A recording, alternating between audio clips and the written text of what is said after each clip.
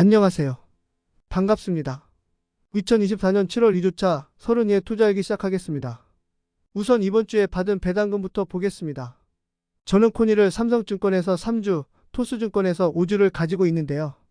이번 달 코니의 배당금은 1주당 1.573달러였고 여기서 미국에서 바로 떼가는 배당세 15%를 떼고 남은 금액이 들어왔습니다. 삼성증권에서는 4.01달러, 토스에서는 6.69달러가 들어왔습니다. 7월에 받은 누적 배당금은 31,494원이 되었습니다. 토스증권 배당금은 받자마자 바로 QLD를 추가 매수하여 포트폴리오 비중을 맞추는 데에 사용했습니다. 그리고 이번 주 수요일에 월급이 들어와 바로 적립식 매수를 하였습니다. 지난 영상에도 나왔다시피 저는 국내 주식용 ISA 계좌에 보유하고 있는 종목이 13개나 되는데요. ISA에 적립식 매수를 할 금액은 50만원으로 제한되어 있기 때문에 소수의 종목의 선택과 집중을 할 수밖에 없는 상황입니다. 그래서 매달 월급날 전일 종가 기준으로 그때까지의 수익률과 분배금을 합친 토탈 리턴을 순위를 매겨 상위 5개의 종목을 10만원씩 나눠 매수하기로 했습니다. 노란색 표시한 종목들이 7월 9일 종가 기준 제 계좌에서 상위 5개의 종목들이었고요. 최근에 빅테크 랠리에 힘입어 인도 지수추종 ETF를 제외하면 3개가 빅테크, 1개가 나스닥이었습니다. 이때는 닥쳐올 시련을 모르고 나스닥은 신이야 를 외치며 신나게 매수를 하게 됩니다. 이번 달 적립식 매수를 끝내고 월배당 종목들의 비중을 계산해 봤는데요. 저는 월중 배당과 월말 배당 종목을 균형 있게 매수해서 배당금 풍차 돌리기를 할 생각인데 보시다시피 지금은 너무 월말 배당에 치우쳐져 있습니다. 월 배당이긴 하지만 배당금이 미미한 솔 S&P 500을 제외해도 월말 배당 종목의 매수 금액이 월중 배당 종목의 2배나 됩니다. 하지만 그만큼 월말에 배당이 많이 들어올 테니 그 배당금으로 월중 배당 종목의 비중을 늘려나가고 월말 배당 종목도 올해 안에 수익률에 따라 일부 정리하여 균형을 맞춰나갈 예정입니다. 일단 월중 배당인 에이스 미국 15% 분배 시리즈와 타이거 미국 테크 탑10 플러스 10% 프리미엄의 분배금이 이번에 발표가 되었는데요. 약 만원 정도 들어올 것으로 예상되어서 월말 배당 종목 중 비중이 가장 낮고 한국판 슈도 타미당이 자매 상품으로 배당이 성장할 타미치를 한 주 추가 매수할 생각입니다. 미국 주식은 이번 달에는 직접 매수 없이 자동 적립식 매수만 진행할 예정입니다. 그 이유는 제가 7월부터 본격적으로 재테크 계획을 짜고 재무 관리를 시작했기 때문에 6월까지는 깊은 생각 없이 살았던 흔적인 카드값이라는 업보를 청산해야 해서 돈이 빠듯하기 때문입니다. 6월 말에 삼성증권 계좌를 살리기 시작하면서 7월에 자동 매수에 쓸 돈 50만원을 미리 넣어놓기도 했고요. 이번 주에 환율이 조금 떨어져서 여윳돈 통장에서 삼성증권 통장으로 40만원 정도 넣어서 환전만 해두었습니다.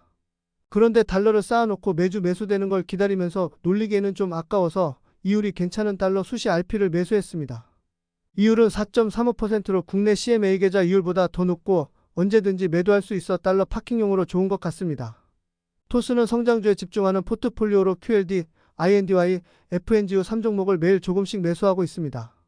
누군가가 보기에는 하루 몇천 원이 자꾸 우습게 보일 수도 있겠습니다만 저 같은 평범한 저연차 직장인분들은 매우 현실적인 투자라는 것을 이해하실 겁니다.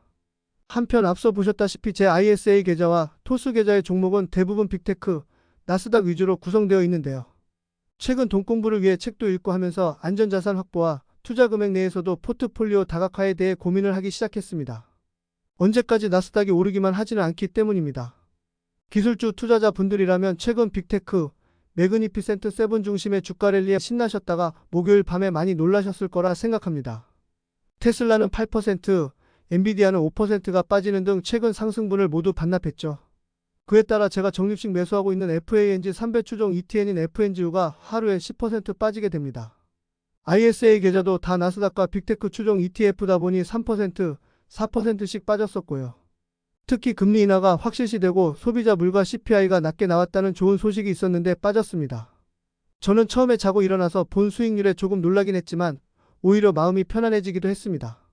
최근 너무 연달아 오르기만 했고 또 S&P 500이나 나스닥 100 지수가 상승한 게 거의 매그니피센트 7 때문이어서 해당 지수에 편입되어 있는 다른 종목들의 주가 상승률과의 괴리감도 점점 커지고 있던 상태라 언제라도 조정이 크게 올 수 있다라는 공포감이 조금 있었기 때문입니다. 이번 조정에서 빅테크는 빠지고 러셀 2000 지수에 편입된 중소형 회사의 주가가 많이 올랐는데요. 러셀 2000 ETF를 사둘 걸 하는 생각도 좀 들긴 했지만 어쨌든 저는 시장의 건강한 조정이라고 생각해서 오히려 주가 하락을 긍정적으로 볼 수 있었습니다.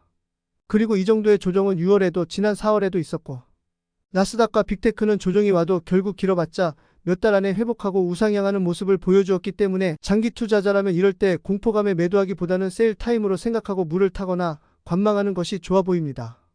끝으로 7월 2주차 포트폴리오 정리입니다. ISA 계좌는 월급날 매수를 할 때만 해도 10만원에 가까운 수익을 보여주었는데 빅테크 하락 영향으로 수익이 많이 빠진 모습입니다.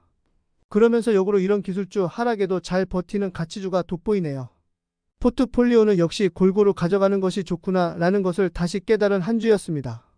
미국 대선 때까지는 이 포트폴리오를 유지할 것 같긴 합니다만 그때까지 이것저것 열심히 공부해서 점진적으로 리밸런싱을 하려고 합니다.